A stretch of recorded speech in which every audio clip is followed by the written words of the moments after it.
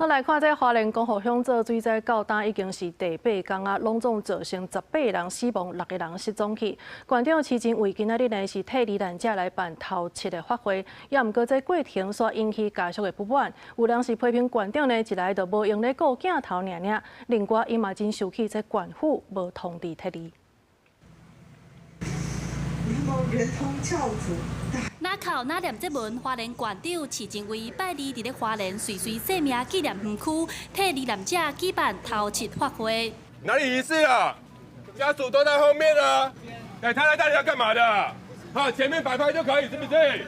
不过，雄雄有罹难家属真生气，冲出来骂县府。家属表示，花莲县府一阵官员到领堂了后，无第一时间先关心家属，就家己走去头前念香念经，开始祭拜。受到代志发生的迄天，罹难者家属也是真生气，因为伊的妈妈根本唔知爱替离。早上我打电话给我妈，哎，我一开始打电话我叫我打电话给我妈了，然后她说她都不知道啊，哎啊，她一样过她的生活一样，好像什么都不知道一样，哎。